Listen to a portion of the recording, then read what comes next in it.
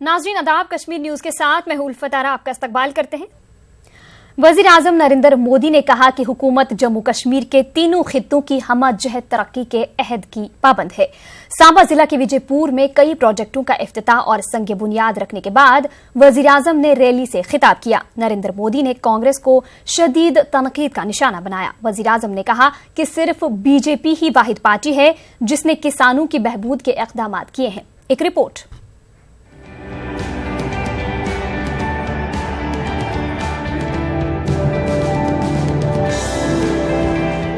जम्मू कश्मीर दौरे के दूसरे पड़ाव पर वजीर आजम नरेंद्र मोदी ने जम्मू खित्ते के सांबा जिला में वाक़िया विजयपुर का दौरा किया। रियासती गवर्नर सत्यपाल मलिक, मरकजी वजीर ममलिकत डॉक्टर जितेंद्र सिंह समेत बीजेपी के कई सीनियर लीडर्स वजीर आजम के हमरा थे। इस मौके पर वजीर आजम ने विजयपुर में all India institute of medical sciences का संग बुनियाद रखा। नरेंद्र मोदी ने जम्मू में Indian institute of mass communication के northern regional centre campus Jammu Akhnoor की 4 लेन रोड पर प्रोजेक्ट के अलावा दीगर प्रोजेक्ट्स का संग बुनियाद रखा। बाद में एक अवामी रैली से खिताब करते हुए वजीर आजम ने कहा कि उनकी हुकूमत ने जम्मू कश्मीर के लिए बहुत काम किए हैं। साथियों, आज यहाँ मुझे जम्मू के विकास को नई गति देने वाले 6000 करोड़ रुपए के अनेक प्रोजेक्ट के शिलान्यास का और लोकार्पण का अवसर मिला। जम्मू में बनने वाला AIIMS, engineering college, Indian institute of mass communication का नया कैंपस, इंफ्रास्ट्रक्चर के अन्य प्रोजेक्ट यहां के लोगों के जीवन को सरल और सुगम बनाने में मदद करेंगे। इस मौके पर वजीर आजम ने कश्मीरी पंडितों व दीगर माइग्रेंटों और पीओके रिफ्यूजीज के ताल्लुक से किए जा रहे हुकूमत के इक़दामात पर रोशनी डाली। उन्होंने कहा कि हुकूमत मिलिटेंसी से मुतासिरा और सरहद पर फायरिंग से परेशान अफराद के लिए भी मुख्तलिफ इक़दामात कर रही है। वजीर आजम ने कहा कि मरकजी हुकूमत कश्मीरी पंडितों के हुकूक और वकार के तहफ़्फ़ुज़ के अहद की पाबंद है। ये विषय है मेरे कश्मीरी पंडित, कश्मीरी विस्थापित भाई और बहनों का। केंद्र की सरकार उनके अधिकार, उनके सम्मान, उनके गौरव के लिए प्रतिबद्ध है, समर्पित है। हिंसा और आतंकवाद के जिस दौर में उन्हें अपना घर छोड़ना पड़ा, जो यातनाएं सहनी पड़ी, वो हिंदुस्तान कभी नहीं भूल सकता। किसानों के मामले पर कांग्रेस को शदीद तनकीद का निशाना बनाते हुए नरेंद्र मोदी ने कहा कि इंतखाबी मौसम आते ही कांग्रेस को कर्ज माफ करने का बुखार चढ़ जाता है। उन्होंने कहा कि हकीकत में कांग्रेस किसानों का कर्ज माफ करने में संजीदा नहीं है। वजीर आजम ने कहा कि सिर्फ बीजेपी ही वाहिद पार्टी है जिसने किसानों की बहबूद के इक़दाम किए हैं। साथियों, देश के 12 करोड़ से अधिक छोटे किसान परिवारों जिनके पास 5 एकड़ तक की जमीन है, उनको अब हर वर्ष 6000 रुपये सीधे बैंक खाते में भेजे जाएंगे। प्राइम मिनिस्टर नरेंद्र मोदी जानते हैं कि आने वाले लोकसभा इलेक्शंस में कांग्रेस और बाकी अपोजिशन पार्टीज किसानों के मुद्दे को जोर शोर से उठाएगी। इसीलिए जम्मू की धरती से भी उन्होंने जो आज तकरीर की, उसमें ज़्यादातर हिस्सा उन्होंने किसानों पर ही फोकस रखा। और जिस तरह बजट में सेंट्रल गवर्नमेंट ने बहुत सारी स्कीम्स लॉन्च की हैं किसानों के लिए, उन पर ज़्यादा बात की और लोगों से ये कहा कि किसानों के प्रति जो सरकार है, सेंट्रल गवर्नमेंट है, वो पूरी तरह कंसर्न है और उनकी वेलफेयर के लिए आगे भी वो स्कीम्स को जारी रखेगी। जाहिर तौर पर वो किसानों के मुद्दे पर अपोजिशन को घेरना चाहते हैं और जितने भी उनके खिलाफ एलिगेशन लग रहे हैं उनका जवाब दे रहे हैं। अब ये आगे चल के कितना उनको फ़ायदा देगा, ये तो आने वाला वक्त ही बताएगा। साथी रिपोर्टर श्याम सुंदर और कैमरामैन चांद डोगरा के साथ मैं समीर भाट, न्यूज़ 18 विजयपुर, जम्मू।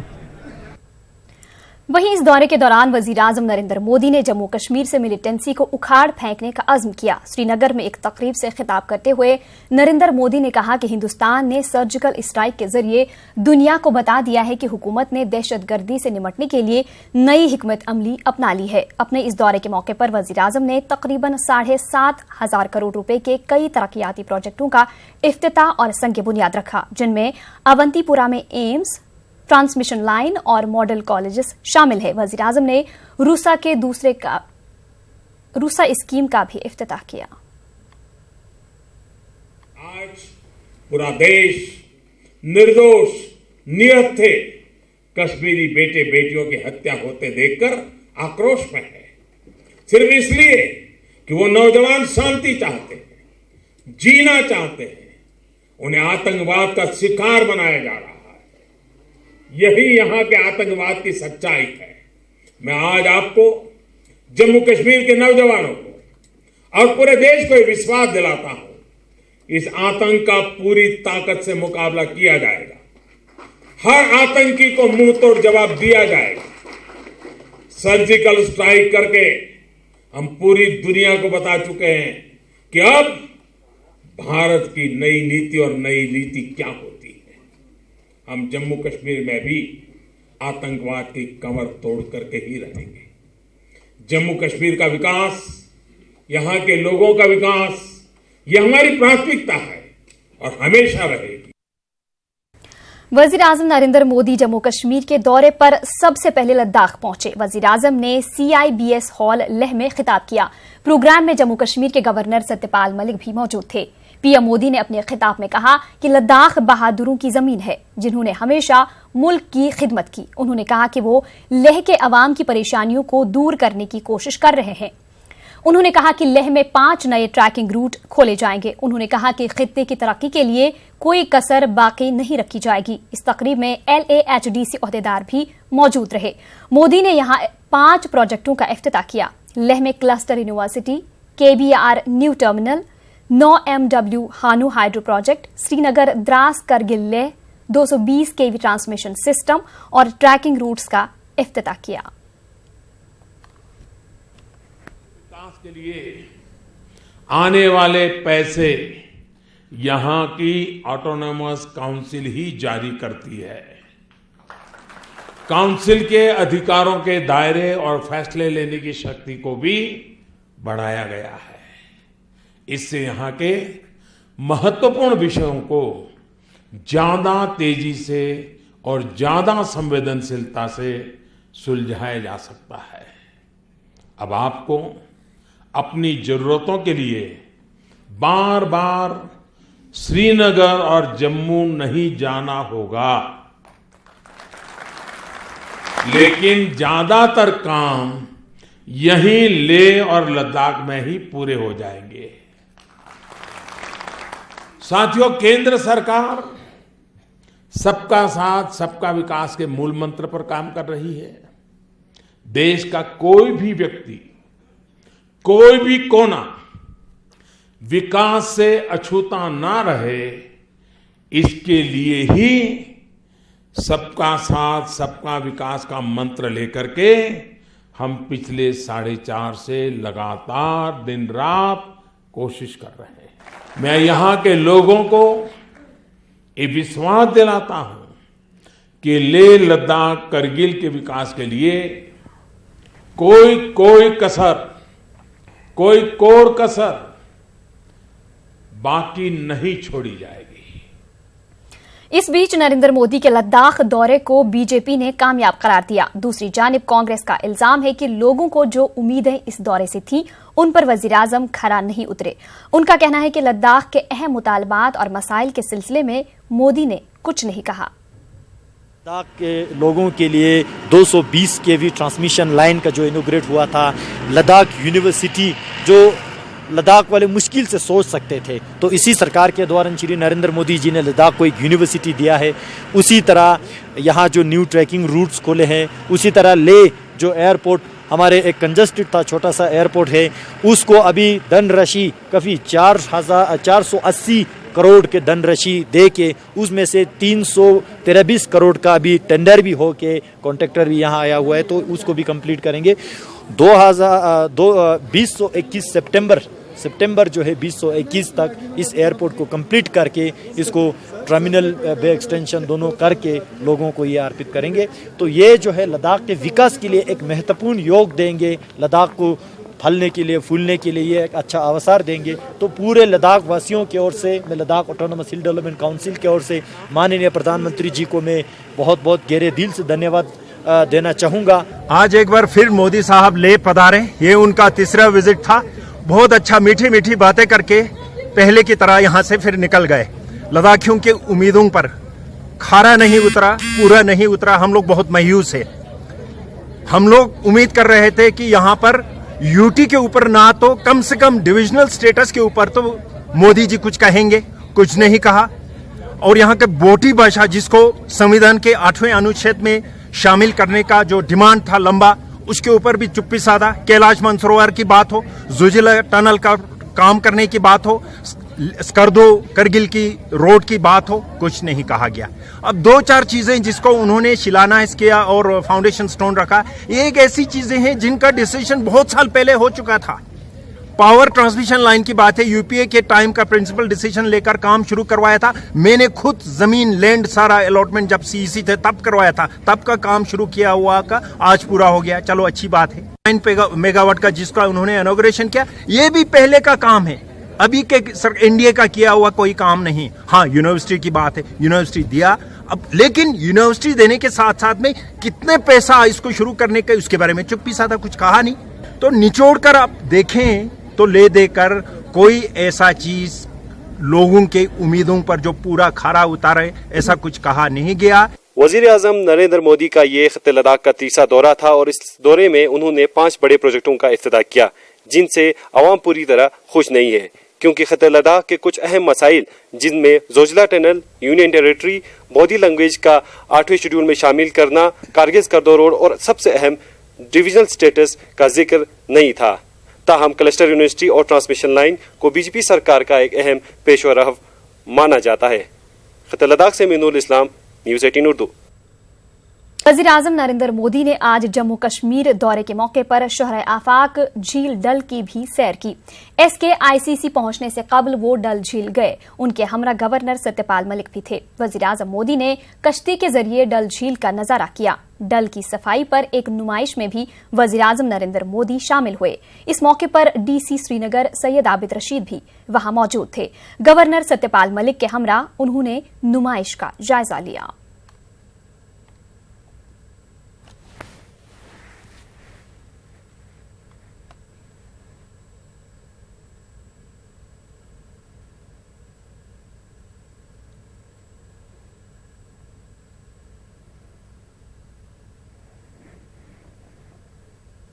उधर विजयपुर में वजीर आजम की रैली में बड़ी तादाद में लोगों ने शिरकत की। इस मौके पर लोगों ने कहा कि वो नरेंद्र मोदी की क़यादत में मुल्क और खासकर रियासत के लिए हुकूमत की पॉलिसियों और इक़दामात से मुतमईन हैं। पिछले 70 सालों से पहली बात तो कभी भी जम्मू में इतनी डेवलपमेंट नहीं हुई, ठीक है। फर्स्ट टाइम हुई, जो भी हुई।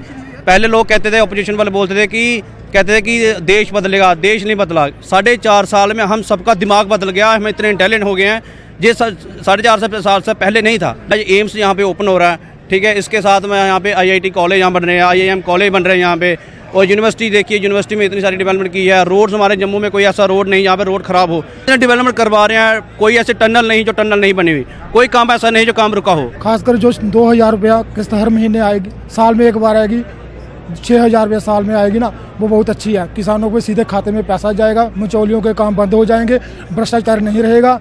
मोदी ने जो भी काम किया बहुत अच्छा किया सर। किसी को खींच के कोई नहीं लाया था, बल्कि अपने दिल से हम मोदी के फैन हैं और बीजेपी के हम चाहते हैं जो काम 70 सालों में नहीं हुआ वो इन 4.5-5 सालों में चुटकियों में काम हो रहा है सर। वजीर आजम नरेंद्र मोदी की जानिब से आज श्रीनगर के SKICC में वेलगाम कुपवाड़ा के लिए एक मॉडल कॉलेज के इफ्तिताह के मौके पर आज DC ऑफिस कुपवाड़ा में एक तकरीब का इनेकाद किया गया, जिसमें लोग बराह रास्त वीडियो कॉन्फ्रेंसिंग के जरिए वजीर आजम की तकरीब का मुशाहिदा कर रहे थे। इस तकरीब में वेलगाम से आए लोगों और तलबा व तालिबात ने भी शिरकत की। लोगों और तलबा व तालिबात ने मरकजी हुकूमत के इस फैसले की सताइश की और साथ ही पीपल्स कॉन्फ्रेंस के चेयरमैन सज्जाद गनी लोन की काविशों को भी सराहा। खुशी की बात है, इस पूरे डिस्ट्रिक्ट के लोगों के लिए इससे तकरीबन सारे डिस्ट्रिक्ट को फ़ायदा होगा। और सबसे पहली बात जो है वो ये है कि हमें सज्जाद लोन साहब की कोशिशों का सराहना करनी चाहिए। हम उनके बहुत शुक्रगुजार हैं।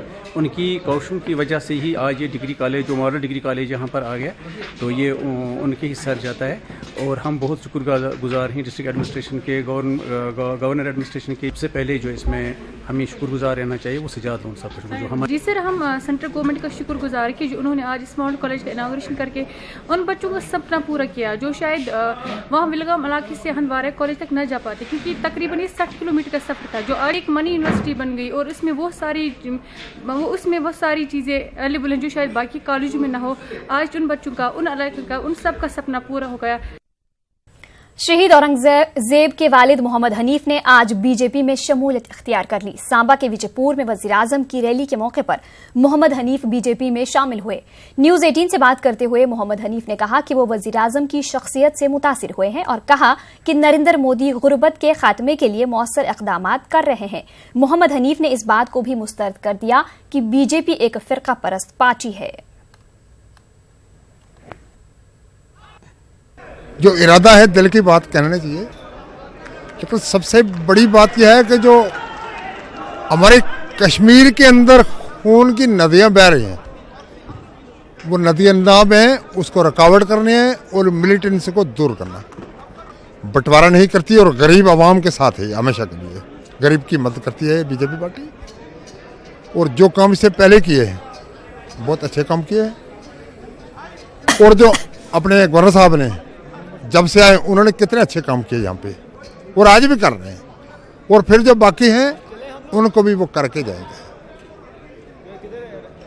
अच्छी गवर्नमेंट है, मुझे अच्छी लगी, मैंने ज्वाइन कर दिया। जहाँ भी ज़रूरत पड़ी मेरी, मैं इनके साथ कंधे से कंधा मिला कर चलेंगे।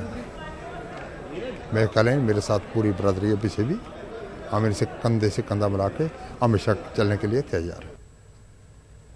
डोडा जिला में 1 दर्जन से ज्यादा देहात बिजली की सहूलियात से महरूम है। बिजली न रहने से लोगों को काफी मुश्किलात का सामना है।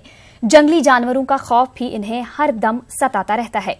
लोग चाहते हैं कि हुकूमत बिजली की सप्लाई के सिर्फ दावे ना करे बल्कि अमली इक़दाम करे। पेश है भदरवा से सायर हुसैन की यह खास रिपोर्ट।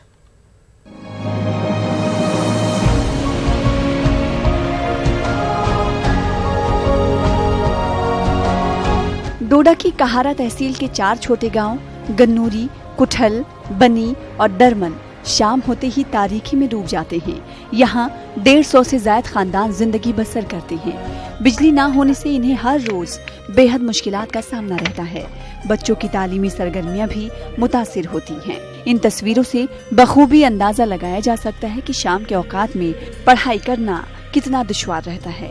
इन पहाड़ी इलाकों में जंगली जानवरों का खतरा भी रहता है, जिसकी वजह से लोग खौफ के आलम में रहते हैं। प्रॉब्लम है यही है, वो रिस्क यहाँ आते हैं, यहाँ बहुत मुश्किलात होती है।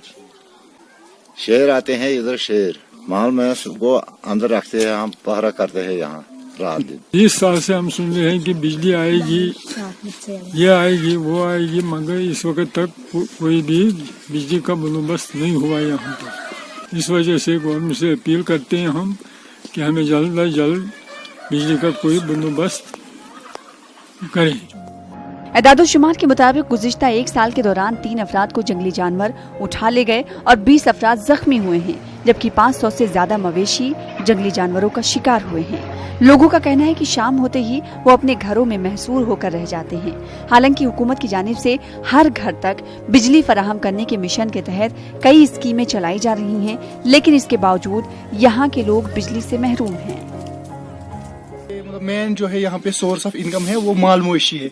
लोगों के पास जो माल है उसको मतलब जो है जंगली जानवर उस पर हमला करते हैं। पे शाम के 6 बजे अंदर रहना पड़ता है और सुबह मतलब जब अच्छी तरह से रोशनी आती है और तब जाके हम बाहर निकलते हैं। एरिया एक बनी भी आता है जो कम से कम 150 से ज्यादा घर है यहाँ, और इन घरों में अभी तक लाइट नहीं पहुंची। 3 स्कीमें थी, एक थी RJJY, एक थी दीनदयाल थी, उसके बाद आई थी सौभाग्य।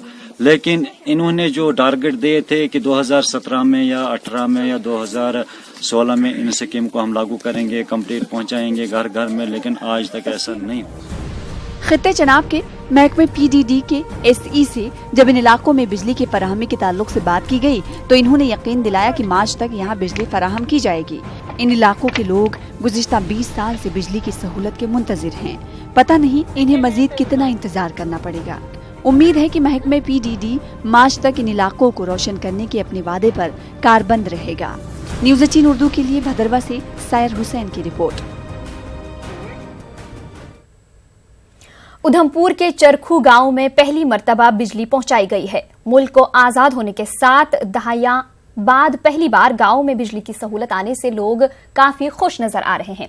हुकूमत हिंद की सौभाग्य स्कीम के तहत यहां बिजली का इंतजाम किया गया है। गांव वालों का कहना है कि बिजली न होने से इन्हें दिक्कतों का सामना रहता था। रात होते ही पूरा इलाका तारीकी में डूब जाता था और वो घर से बाहर नहीं निकल पाते थे। बच्चों की तालीम भी मुतासिर होती थी, लेकिन अब यहां बिजली की सहूलत मिलने से उनके कई मसाइल हल हुए हैं। लाइटें हैं कि हम इतने खुश हुए, हमारे गांव में बच्चे इतने खुश हुए कि हमारे गांव में लाइट आई है और हम पढ़ सकें, अपनी तालीम हासिल कर सकें। उनको सभी को थैंक यू जिन्होंने हमारे गांव में लाइट पहुंचाई है। हमारे गांव में पहले लाइट है ही नहीं थी, अभी पहुंची, बहुत खुशी की बात है। हमको बहुत फायदा, हम स्कूल जाते हैं और रात को पहले दिन की लाइट जलाते थे और उनकी लाइट पढ़ते थे। अभी बिजली पहुंची तो उसकी लाइट से पढ़ेंगे हम, खुशी की बात है हमारी। पहली बार चरखू में आज लाइट का बल्ब जो चालू हुआ, क्योंकि पहले कोई लाइट लूट नहीं होती थी। जैसे कि मैं पढ़ता था 2004-5 के बाद, कोई आज तक मैं 12वीं कर चुका हूँ, 12वीं के क्लास में अब पढ़ रहा हूँ, तो आज तक मैंने कोई लाइट का मामला कुछ नहीं देखा। मैं लकड़ियों जलाकर और अपने ऐसे ऐसे मामलों से दीप के जरिए जैसे भी पढ़ सकता था। पर पढ़ने का कोई साधन नहीं था। बिजली ना होने की वजह से तकरीबन पढ़ाई पर बहुत ज़्यादा असर पड़ता था। तो इस वक्त की हालात को अगर देखा जाए तो मैं ये समझता हूँ कि बहुत ज़्यादा तब्दीली जो है वो जहाँ पे आई है, तो आइंदा आने वाले वक्त में भी और ज़्यादा इससे रेवोल्यूशन जो है वो बढ़ेगा। 80 ईयर्स के लोग भी हैं जिन्होंने बिजली नहीं देखी थी और आज बिजली देख के बहुत खुश हैं। इसमें सबसे ज़्यादा हम बच्चों से लेके चलते हैं, बच्चों की पढ़ाई का इसमें बहुत ज़्यादा फ़र्क पड़ेगा। ये लेडीज़ का घर में काम करने के ऊपर भी उनको बहुत ज़्यादा जो दिक्कत आती थी, अंधेरे में काम करना है, खाना बनाना है, वो चीज़ को भी फ़ायदा मिलेगा उनको। नौजवान है या कोई भी जो रोज़गार अपनी दुकान चलाता था या कहीं पे वो आटा चक्की लगा सकता है, फोटोस्टेट की मशीन लगा सकता है, और लगाई भी हैं लोगों ने। वो क्या कर सकते हैं, क्या कर रहे थे और क्या कर रहे हैं अभी, वो डिफरेंस जो है वो सभी लोग फील करेंगे थोड़ी। न्यूज़ 18 उर्दू ने वादी के बच्चों के गैर मामूली कारनामों को हमेशा उजागर किया है। आज आपको एक कमसिन मुसन्निफा के बारे में बताएंगे जिसे अपनी दादी के कैंसर की जंग हारने के वाक़े ने कलम उठाने की तहरीक दी। पेश है हमारे चीफ रिपोर्टर परवेज भट्ट की एक खास रिपोर्ट।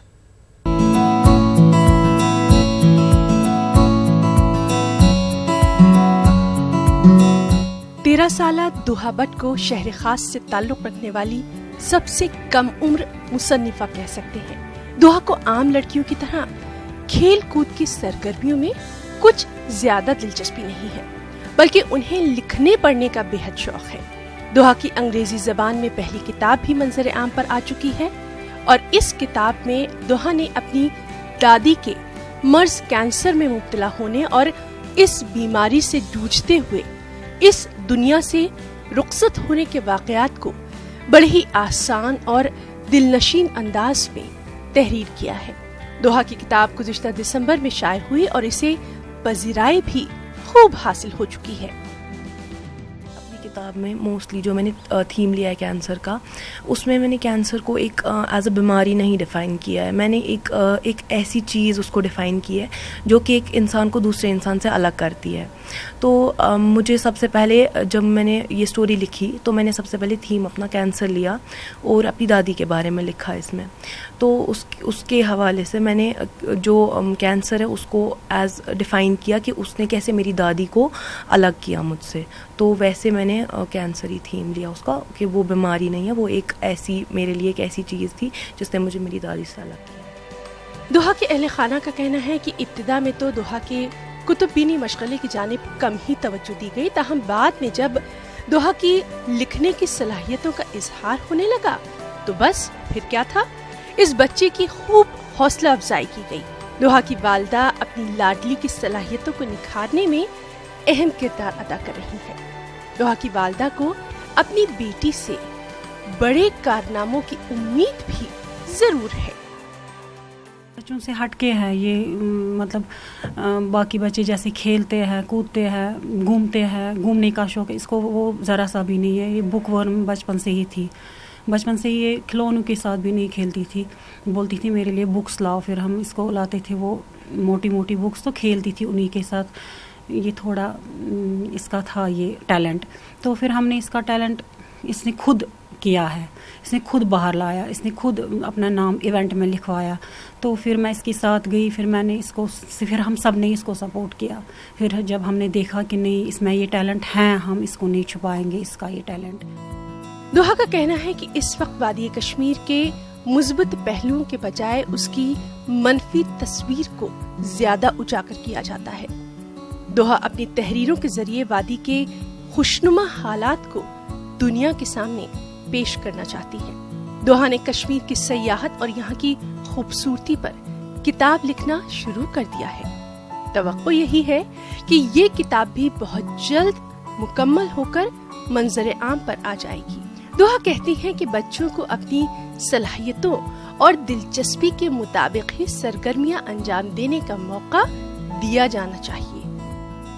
हम हमेशा अपनी कश्मीर का डार्क साइड लेते हैं एंड वो हमें पता है, बट हम अपने कश्मीर की ब्यूटी को कभी भी एडमायर नहीं करते, बिकॉज हम मोस्टली देखते कि हमें यहाँ पे खून खराबा एंड ऑल होता है, तो हम कभी भी नहीं देखते कि जो ब्यूटी है हमारी कश्मीर की वो कितनी ज़्यादा बियॉन्ड इमेजिनेशन है हमारी कश्मीर की ब्यूटी। तो उस पर मैं लिखती हूँ एंड वो मेरे को बहुत ज़्यादा अच्छा लगता है। वादी में कई लड़के लड़कियां हैं जो कि दोहा जैसी गैर मामूली सलाहियतों के मालिक हैं। उन्हें सही रहनुमाई और मुनासिब प्लेटफॉर्म फराहम करने की जरूरत है ताकि उनकी सलाहियतों को सही सिमत मिल सके और ये कौम का बेहतरीन असासा साबित हो सके। न्यूज़ 18 उर्दू के लिए श्रीनगर से परवेज भट्ट की रिपोर्ट। कांग्रेस के सीनियर लीडर इरफान कलरू ने आड़ू सान्य पर दुख का इजहार करते हुए लवाहकीन के हक में फौरी एक्सग्रेशिया वागुजार करने का मुतालबा किया है।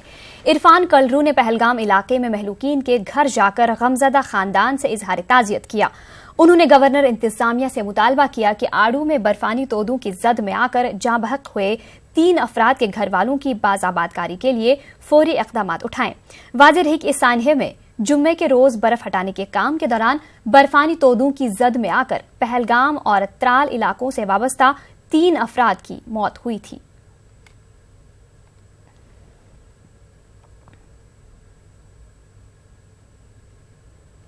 ज़हनी या जिस्मानी तौर पर माजूर अफराद खुसूसी तवज्जुह के तालिब रहते हैं, लेकिन अगर किसी मरकज में ऐसे अफराद को बुनियादी सहूलियात से ही महरूम रखा जाए तो फिर ये लोग कहां जाएंगे। जम्मू में ज़हनी माजूरीन का एक मरकज है जो हुकूमत की अदम तवज्जुही की एक मिसाल पेश कर रहा है। पेश है समीर भट्ट की ये रिपोर्ट।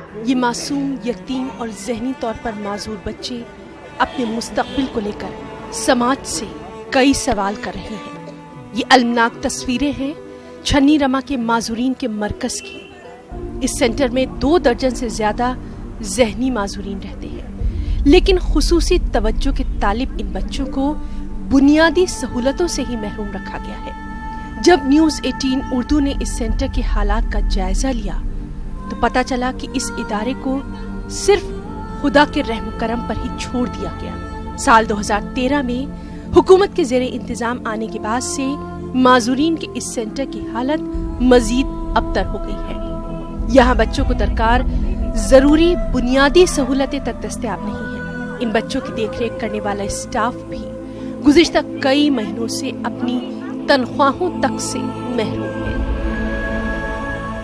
तब से कभी ये रेड क्रॉस के पास आया, कभी किसी के पास आया, लेकिन इस बहुत ही नेग्लेक्टेड हालत में है ये स्कूल आजकल। यहाँ के बच्चों की हालत आप देखिए, खाने पीने की कमी है। स्टाफ को पिछले 6 महीने से यहाँ सैलरी ही नहीं मिली है। ये स्टाफ क्या काम करेगा? इनके रहने की प्रॉब्लम है, सफाई की प्रॉब्लम है, इनके हाइजीनिक प्रॉब्लम है। डॉक्टर कोई नहीं आता यहाँ। इनको साइकियाट्रिस्ट चाहिए, इनको स्पीच थेरेपी चाहिए, इन्हें फिजियोथेरेपिस्ट चाहिए। उस नाम की कोई चीज़ ही नहीं है। एजुकेशन तो इन बच्चों का होता ही नहीं है। कोई वोकेशनल तो ये बच्चे सीख सकते हैं, कुछ ऐसे बच्चे हैं इनमें जो वोकेशनली कुछ ना कुछ बना सकते हैं, लेकिन वो इनके पास कोई ऐसा चैप्टर ही नहीं है इस स्कूल में। इस सेंटर में काम करने वाला अमला यहाँ की अबतर सूरत हाल पर कुछ भी कहने को तैयार नहीं, लेकिन यहाँ के मुंतजिम ने ये एतराफ़ जरूर किया कि उन्हें चंद दुश्वारियों का सामना है, चंद मसाइल का सामना है। मुंतजिम का कहना है कि गुज़िश्ता कई महीनों से यह खिदमत अंजाम दे रहे अमले को तनख्वाहें नहीं मिली हैं।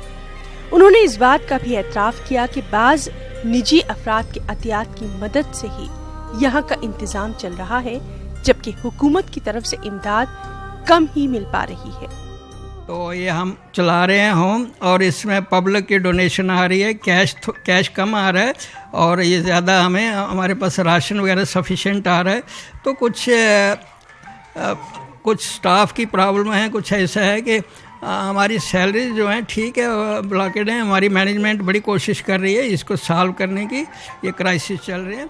और जब इस मामले को डिविजनल कमिश्नर और दीगर मुताल्लिका ओहदेदारों के इल्म में लाया गया, तो उन्होंने इन माजूरीन बच्चों को दरपेश मसाइल को हल करने का यकीन दिलाया।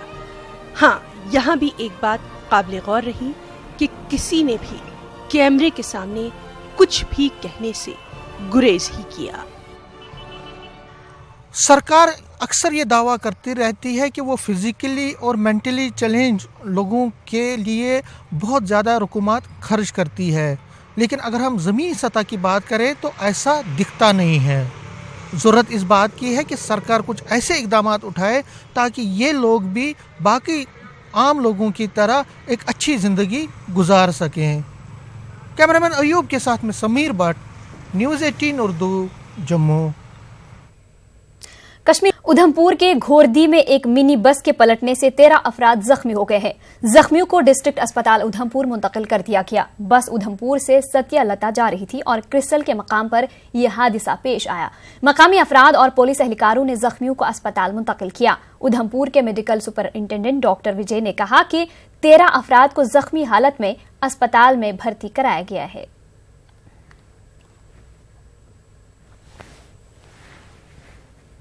13 पेशेंट आए हैं और 13 के 13 बिल्कुल ठीक है। किसी को भी कोई बड़ी ज़्यादा इंजरी नहीं है, छोटी मोटी चोटें हैं। हम देख रहे हैं, ऑब्जर्व कर रहे हैं, शायद और भी कोई आने वाला हो, लेकिन अभी तक जिन्होंने रिपोर्ट किया वो अभी तक 13 पेशेंट हैं, वो सारे के सारे ठीक ठाक हैं। पुलिस ने पुंछ के सुरनकोट में हार्डवेयर की दुकान में हुई चोरी का मामला हल कर लिया है। पुलिस ने इस केस में 2 चोरों को गिरफ्तार कर लिया और उनके कब्जे से चोरी का माल भी बरामद कर लिया। डिप्टी एसपी मोहम्मद रियाज चौधरी ने बताया कि दोनों मुलजिमीन इसहाक और मोहम्मद अमीन ने अपना जुर्म कबूल कर लिया है।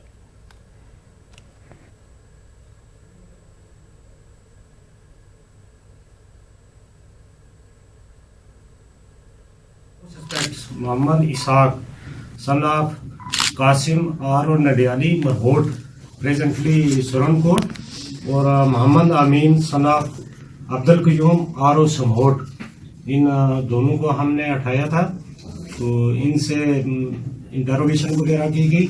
जिस सिलसिले में इन्होंने कन्फेस किया तो हमने 3 गीज़र, 10 मोटरें, 20 पैक जो हैं टाइल के, कुछ पैंट और कुछ छोटा मोटा सामान हार्डवेयर रिलेटेड जो है तो वो रिकवर किया है। ये अप्रॉक्सीमेटली 2 लाख के करीब सामान होगा जो हमने रिकवर किया है।